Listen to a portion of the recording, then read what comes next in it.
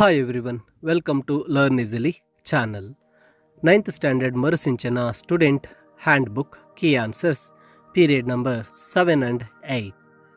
ನೀವು ಮೊದಲನೇ ಬಾರಿಗೆ ಲರ್ನ್ ಈಸಿಲಿ ಚಾನಲನ್ನು ನೋಡ್ತಾ ಇದ್ದಲ್ಲಿ ತಪ್ಪದೆ ಸಬ್ಸ್ಕ್ರೈಬ್ ಮಾಡಿ ಅಂತ ತಿಳಿಸುತ್ತಾ ಈ ವಿಡಿಯೋದಲ್ಲಿ ಪೀರಿಯಡ್ 7ನಲ್ಲಿ topic understanding return instructions and announcements ಈ ಒಂದು ಎಲ್ಲ ಆಕ್ಟಿವಿಟೀಸ್ನ ಉತ್ತರಗಳನ್ನು ನೀಡಲಾಗುತ್ತೆ. ಉತ್ತರಗಳನ್ನು ಈ ವಿಡಿಯೋದಲ್ಲಿ ಕಲಿಯಿರಿ, ನಂತರ ನಿಮ್ಮ ಹ್ಯಾಂಡ್ ಬುಕ್ನಲ್ಲಿ ಸ್ವತಃ ಬರೆಯಿರಿ ಅಂತ ತಿಳಿಸುತ್ತಾ ಇಲ್ಲಿ ವರ್ಕ್ಶೀಟ್ ನಂಬರ್ 18 ಸ್ಟಾರ್ಟ್ ಆಗುತ್ತೆ. ಇನ್ಸ್ಟ್ರಕ್ಷನ್ಸ್ ಆ್ಯಂಡ್ ಅನೌನ್ಸ್ಮೆಂಟ್ಸ್ ಪ್ರಾಕ್ಟೀಸ್ ಅಂತ. ಇಲ್ಲಿ ಮೊದಲನೇ ಒಂದು ಅನೌನ್ಸ್ಮೆಂಟ್ ಇದೆ. Attention to students, the school library will be closed for renovation from Monday February 24th to Friday March 6th. During this time, students can access digital resources online. Please return the books that you have borrowed by February 21st ಅಂತ ನೀಡಲಾಗಿದೆ. ಇಲ್ಲಿ ಕೊಟ್ಟಿರ್ತಕ್ಕಂಥ ಪ್ರಶ್ನೆಗಳಿಗೆ ಉತ್ತರ ಬರೀಬೇಕಾಗತ್ತೆ. What is the duration of the library closure ಅಂತ ಇದೆ. Monday February 24th to Friday 6th March. How can students access resources during the closure? Students can access digital resources online. When should borrowed books be returned ಅಂತ ಇದೆ. Friday 21st.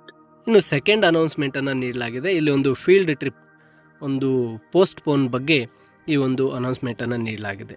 ಈ ಅನೌನ್ಸ್ಮೆಂಟನ್ನು ಸರಿಯಾಗಿ ಓದ್ಕೋಬೇಕು, ನಂತರ ಈ ಪ್ರಶ್ನೆಗಳಿಗೆ ಉತ್ತರ ಬರೀಬೇಕಾಗುತ್ತೆ. Why has the field trip been postponed due to inclement weather? When is the rescheduled date for the field trip ಅಂತ ಇದೆ. Friday March 6th. When should permission slips be returned? Wednesday March 4th. ಇನ್ನು ಮೂರನೇ ಅನೌನ್ಸ್ಮೆಂಟ್ಗೆ ಬಂದಾಗ please remember to bring a pen, pencil and notebook to class every day. ಇಲ್ಲಿ ಪ್ರಶ್ನೆಗಳನ್ನು ನೀಡಲಾಗಿದೆ.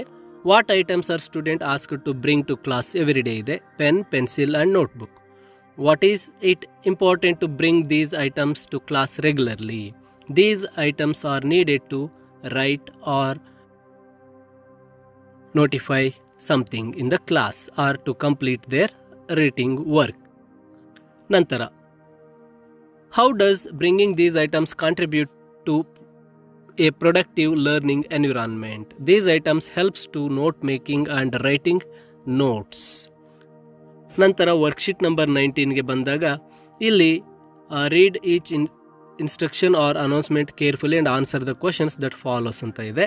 ಇಲ್ಲಿ ಮೊದಲನೇ ಒಂದು ಅನೌನ್ಸ್ಮೆಂಟ್ಗೆ ಬಂದಾಗ ಈ ಒಂದು ಅನೌನ್ಸ್ಮೆಂಟ್ ಅಟೆನ್ಷನ್ ಆಲ್ ಎಂಪ್ಲಾಯೀಸ್ ಅಂತೇಳಿ ಒಂದು ಕಂಪನಿಯ ಒಂದು ಪಿಕ್ನಿಕ್ ಶೆಡ್ಯೂಲ್ ಬಗ್ಗೆ ನೀಡಲಾಗಿದೆ. ಇಲ್ಲಿ ಆ ಒಂದು ಶೆಡ್ಯೂಲ್ ಕ್ಯಾನ್ಸಲ್ ಆಗಿದೆ, ಯಾಕೆಂದರೆ ಅಲ್ಲಿ ಫೋರ್ಕ್ಯಾಸ್ಟೆಡ್ ರೈನ್, ಮಳೆ ಬರೋದ್ರಿಂದ ಅಂತ ಹೇಳಿ. ಇಲ್ಲಿ ಪ್ರಶ್ನೆಗಳನ್ನು ನೀಡಲಾಗಿದೆ. Why has the company picnic been cancelled? Due to forecasted rain. What action should employees take regarding the picnic? They have to make preparation for the day and for the next rescheduled. ನಂತರ what information should employees wait for? A new date announcement.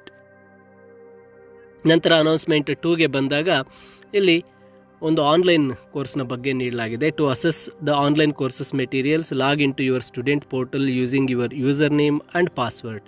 Navigate to courses tab and select appropriate course. Once in the course, click on materials to access lecturer notes, assignments and readings ಅಂತ ಇದೆ. How can online course materials be accessed? Log into student portal answer ಆಗುತ್ತೆ. Where should students navigate to find the appropriate course? Navigate to course tab. What option should selected to access lecture notes and assignments? Navigate to materials tab. Write an instruction your own to asking students to join English language club.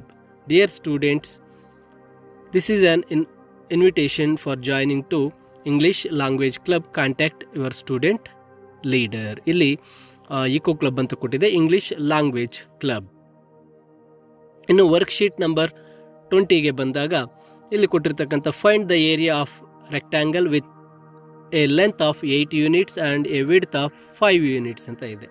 ಇಲ್ಲಿ ಕ್ವಶನ್ಸ್ಗೆ ನೋಡಿದಾಗ what are the task students are instructed to for form ಅಂತಿದೆ. Find the area of rectangle. What geometric shape are student asked to find the area of ಅಂದಾಗ rectangle. What are the given measurements of the rectangle? Length 8 units, width 5 units.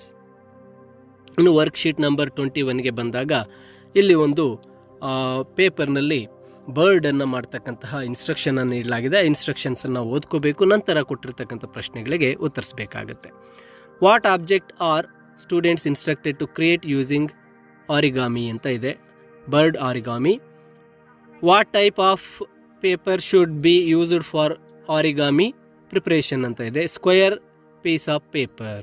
What is the initial orientation of the paper before starting the folds? Square coloured side facing down. How many folds are involved in creating the triangular shape ಅಂತ ಇದೆ, 1 fold. How is the kite-like shape formed from the triangle, folding top corner towards center crease? What is the purpose of leaving small portion of the bottom edge unfolded to create bird's head? How is the bird's head formed in the origami process ಅಂತ ಇದೆ, folding top portion of kite shape down ಅಂತ. ನಂತರ what shape are the wings folded into ಅಂತಿದೆ, side of body folded into wings. How is the tail of the bird created? Folding bottom corners of paper upward. What are the final steps to completing the bird origami ಇದೆ, folding bottom corners of paper upwardly creating tail. ಇನ್ನು worksheet number 22ಗೆ ಬಂದಾಗ ಇಲ್ಲಿ ಕೊಟ್ಟಿರ್ತಕ್ಕಂಥ ಒಂದು ಇನ್ಸ್ಟ್ರಕ್ಷನ್ಸನ್ನು ಓದ್ಕೊಂಡು ನಾವು questions answer ಮಾಡಬೇಕಾಗುತ್ತೆ.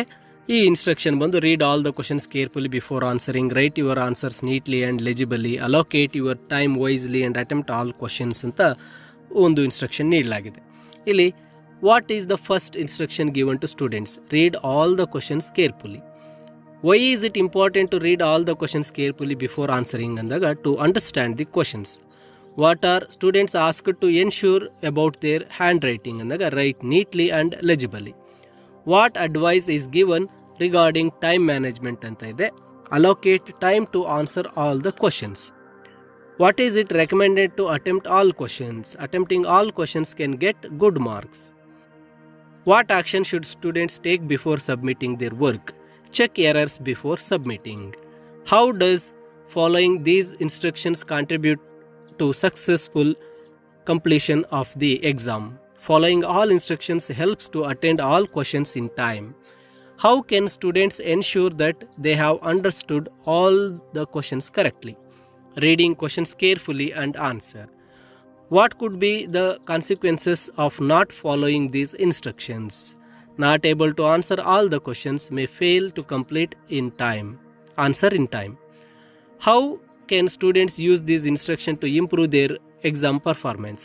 Following these instructions. ಇನ್ನು ಪೀರಿಯಡ್ 8ಗೆ ಬಂದಾಗ ಗ್ರೀಟಿಂಗ್ಸ್ ಅಂತ ನೀಡಲಾಗಿದೆ.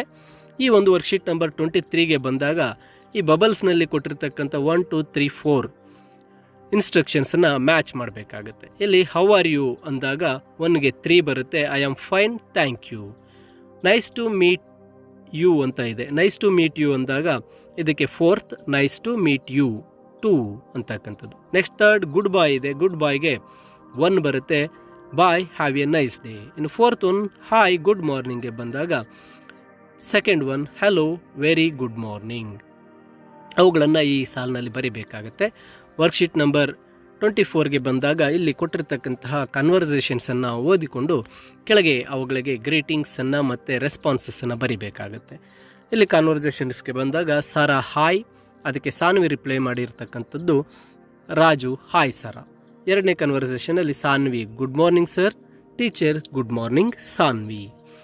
ನಂತರ ಬಂದಾಗ greeting a friend on his or her birthday ಅಂತ ಇದೆ, ಯಾವ ರೀತಿ ಬರ್ತ್ಡೇ ವಿಶ್ ಮಾಡ್ತೀರಾ? Wish you happy birthday dear friend, wish you many more returns of the day dear friend. ನಂತರ greeting and requesting our headmaster while asking for a leave in a letter ಅಂತ ಇದೆ. ಅಲ್ಲಿ leave in a letter ಅಂದಾಗ dear sir ಅಥವಾ respected sir ಅಂತ ಬರಿಬೇಕಾಗುತ್ತೆ. I am requesting you to grant me a leave for 1 day. ಈ ಒಂದು ಉತ್ತರವನ್ನು ಬರಿಬೇಕಾಗುತ್ತೆ. ಇದು 7 and 8 ಒಂದು ಆ ವರ್ಕ್ಶೀಟಿಗೆ ಸಂಬಂಧಿಸಿರ್ತಕ್ಕಂತಹ ಉತ್ತರಗಳಾಗಿದ್ದು, ನೀವು ಈ ಉತ್ತರಗಳನ್ನು ನಿಮ್ಮ ಹ್ಯಾಂಡ್ ಬುಕ್ನಲ್ಲಿ ಬರೀರಿ. ಹಾಗೆ ಮುಂದಿನ ವಿಡಿಯೋಗಳನ್ನು ತಪ್ಪದೇ ನೋಡಲು ಸಬ್ಸ್ಕ್ರೈಬ್ ಮಾಡಿ ಅಂತ ತಿಳಿಸುತ್ತಾ ಎಲ್ಲ ವಿದ್ಯಾರ್ಥಿ